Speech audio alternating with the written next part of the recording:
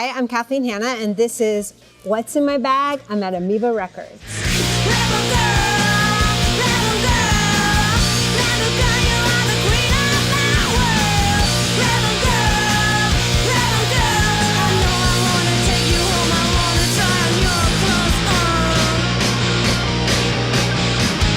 What's the first thing you'd like to show us today? Okay, Sugarcubes, Life's Too Good.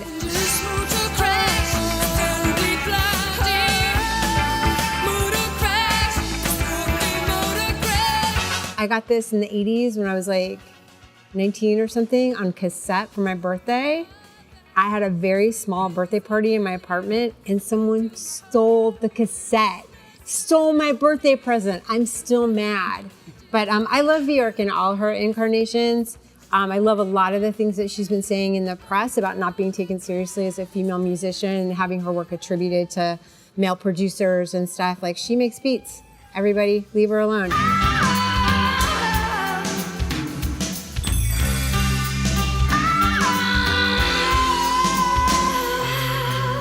Okay, I'm going very mainstream. This is Bruce Springsteen, The River. Oh, down to the river we ride. I loved this record as a kid. I grew up in Maryland, and a lot of people in Maryland were really into The Boss. I think this has Ooh, Ooh, I Got a Crush on You, which was the first thing a boy ever gave me to tell me he had a crush on me, was a cassette tape of Ooh, Ooh, I Got a Crush on You. And I was like, could you be a little more subtle?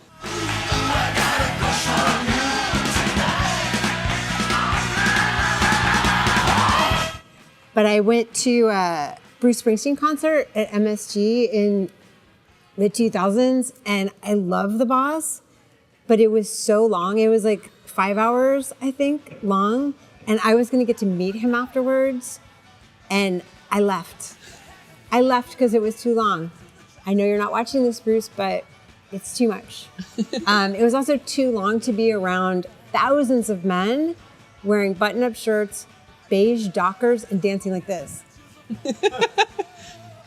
There was one fan that was running up to everybody and screaming the lyrics in their face, and I almost punched the dude. But it was like, I didn't come here to hear a Dockers guy scream Bruce Springsteen lyrics in my face. I came here to hear The Boss. And I do love The Boss.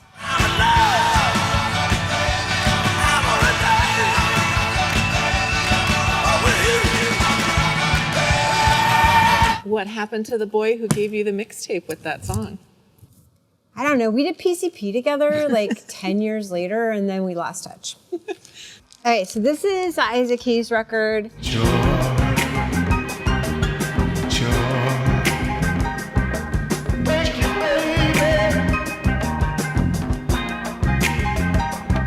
This has some great tracks on it. I was actually looking for Isaac Hayes Live at the Sahara, which is a double album. And that album totally changed my life because it's like he talks between like kind of like spoken word style, but he tells these stories. Then he goes into like he tells this whole story about his brother, and then he goes into Use Me. And I've been in a lot of bands where I talk in between about like feminist stuff or political things that are going on. And one of the most common things that happens is men yell at me, just shut up and play.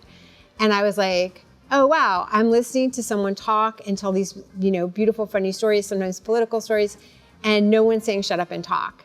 And I was like, maybe if I could incorporate my stories with like music behind it, or like be really specific about when I bring them out, I could utilize it. And so it was one of the first times I saw somebody successfully mixing, language with music. Man, she's just using you. And the cat said, well, if I am to be considered an instrument of pleasure, then so be it.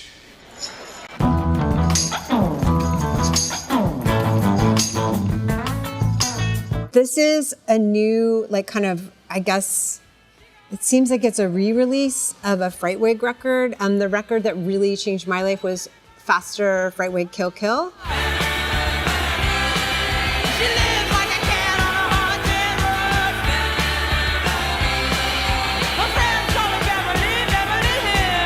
And they're a band from San Francisco that was huge to a lot of people. I was in Olympia, Washington at the time, and it's an all women band, and they had these songs that were like, some songs singing about like freedom from oppression, and then some songs singing about, like there's this one where she's like, I lost my American Express cards at the thing, like in the beginning. You lose your checks, you go to the nearest hut, and they replace them. That's what I was told. That's why I bought American Express. Like it was almost like, you know, the beginning of, is it Baby's Got Back? Oh my God, Becky, look at her butt.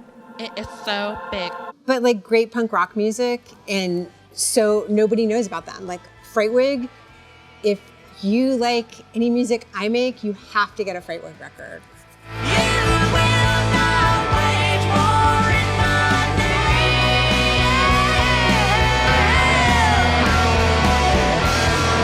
So this is only Queen Latifah's Big Goodbye.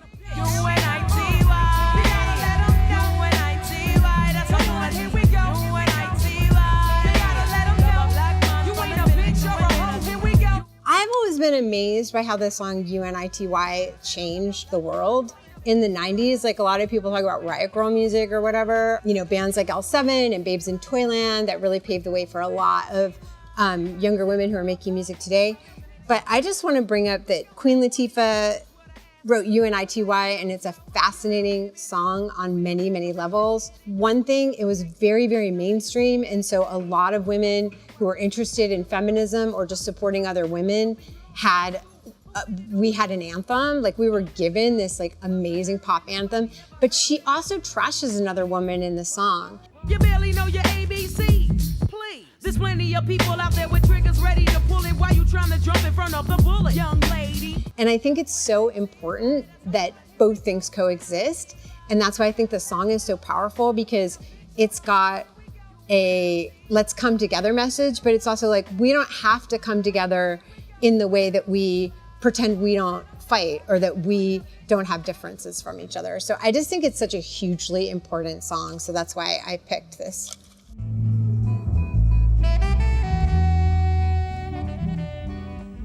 Okay, so this is not a great cover, but I just wanted to talk about Santi because her song creator. Me, I'm a creator, thrillers to make it up. The rules I break got me a place up on the radar. I mean, lots of her songs, but I was just gonna talk about a specific song. Her song creator totally got me out of a horrible time where I never wanted to write music again. And I just would listen to it over and over. And she's just like, I'm a creator, like, and I was like, that's me too, that's me too. I am also a creator. And there's something really bold about a woman saying, I'm an artist, because so many of us are like, I'm not gonna say I'm an artist with a capital A. I'm a part of a community. I didn't do it all myself. I have people helping me. And it's like really great to hear a woman just be like, I'm a fucking artist. I'm fucking great at what I do. And also, she writes the best songs out of anybody that I know. I listen to Santigold probably more than anybody else when I'm driving around. So, that.